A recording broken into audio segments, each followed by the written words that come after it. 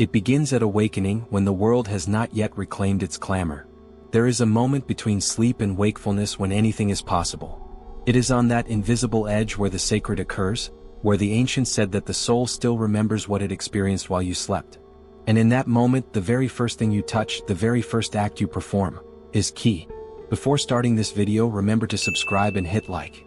Perhaps you don't realize it, but that very first gesture, the way you enter the day, can open portals or close them. There are practices that are not named but are deeply felt. That is why today we are not talking about routines, we are talking about return, about coming back to yourself. Imagine that every morning, even before you glance at your phone, you approach a bowl prepared the night before. Lukewarm water, not too cold, not too hot. Coarse, vibrant salt, whether from the sea or the mountains. And your hands, the same ones that caress, create, and protect, submerge with intention. The first contact is silence. The second is memory.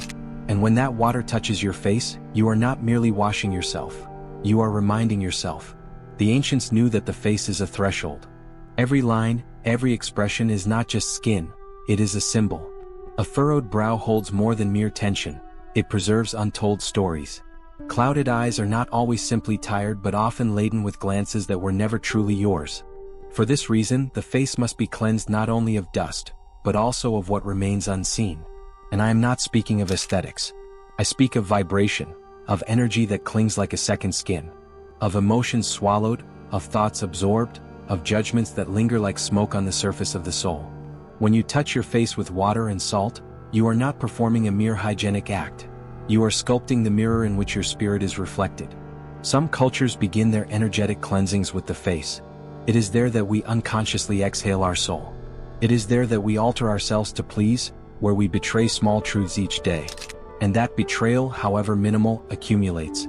That is why it must be cleansed. Herein lies the key. It is not the mixture itself that makes the ritual, but the consciousness with which you use it. If you do it in haste, distractedly, the salt remains merely salt and the water simply water. But if you perform the act mindfully, then something rearranges. Something within you, ancient, forgotten, untouched, awakens. By the fourth day something changes. Your dreams appear sharper. Your gaze becomes firmer. Not because your face has altered, but because at last it reflects what lies within, without interference. And you know it, you need no one else to tell you. There are new gestures you had not previously embraced. There are silences that feel purer. Then you realize, it is not that the world has ceased to affect you, but that now you decide what remains and what goes. You have activated an invisible edge, a vibratory boundary that begins right where your skin starts. And so, without dogmas, without temples, without chants, the everyday becomes sacred. Every morning, standing before the mirror, you are not correcting your image. You are rewriting your destiny. For the face you choose to show is the face from which the soul acts. And if you cleanse it with intention, you transform it into an altar. And that, dear guardian, is not merely an act, it is a silent revolution. A quiet reminder that true power has always resided in your hands. They say there are forces we do not see, yet we brush against them daily. That what we deem harmless, a greeting, a glance, a trivial conversation, leaves marks deeper than time. And those imprints, though invisible, remain. They seep into your gestures, into your breath, into the way your eyes meet those of others. The ancients called this psychic burden, foreign energy that clings to you like fine dust accumulating unnoticed. And it is not paranoia, it is sensitivity. The body is an altar, yes, but it is also an archive. Every emotion swallowed, every word left unspoken, every judgment absorbed becomes trapped, often right on the face. That frown you don't understand. That look that does not shine. That gesture you repeat and fail to recognize as your own. It is as if something of you has blurred, as if a part of your original presence has been dimmed. But here something extraordinary happens. When you touch your face with water and salt, something begins to loosen. You don't know exactly what, it has no name, but you feel it. It is like an emotional cloud starting to dissipate, as if the mask you've unknowingly been wearing were beginning to crack. And behind that crack, there you are.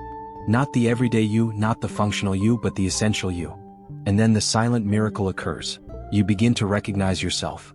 Not like someone who recalls a long-forgotten name, but as one who rediscovers an inner voice thought to be extinct. It is subtle. There are no dazzling lights, no dramatic thunderclaps, only a deep sensation of finally feeling at home, within your very own face. This is not merely about cleansing, It is about reclaiming your sovereignty, about re-inhabiting yourself. For too long, you have lent parts of yourself to jobs, to relationships, to expectations, to masks that once helped you survive but that you can no longer continue to wear if you truly want to live. The salt and water do not argue with those burdens. They simply dissolve them, just as opening a window allows the sun to shine in, as if to say, "Enough, I am returning." Gradually, your face ceases to be a mere facade and becomes a beacon. You stop attracting what confuses you and begin to draw in what resonates with you.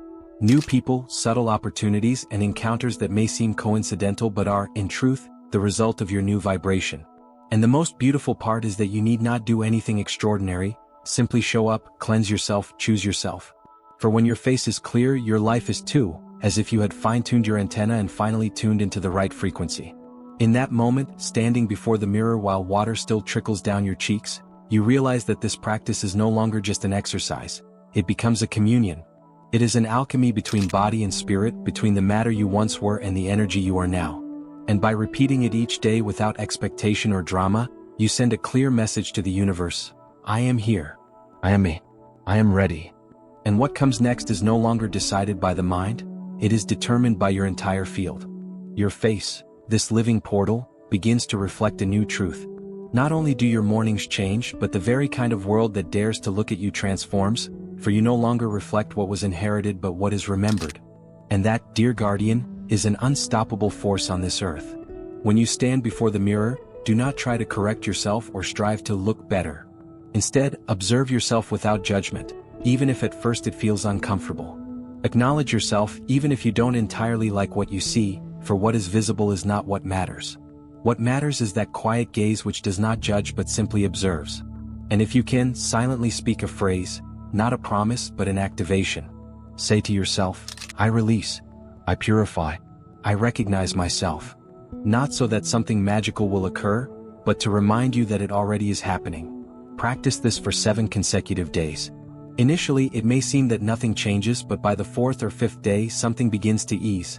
A gesture, a tension, a recurring thought that loses its grip, as if by cleansing your face, you had also drawn back an inner curtain.